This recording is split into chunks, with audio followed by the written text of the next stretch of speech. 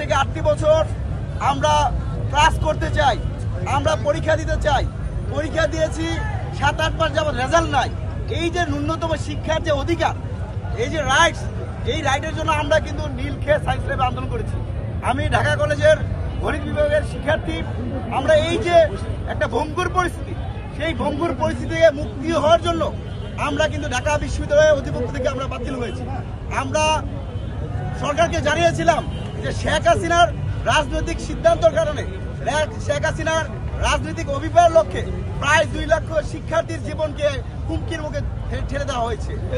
তারই ধারাবাহিকতার অধিভুক্ত বাতিল করা হলেও গত 1.5 বছর ধরে আমাদের এই যে 7টি কলেজের শিক্ষার্থীরা আন্দোলন করছে, সেখানে কিন্তু কার্যত কোনো আমরা সমাধান দেখতে পাচ্ছি না।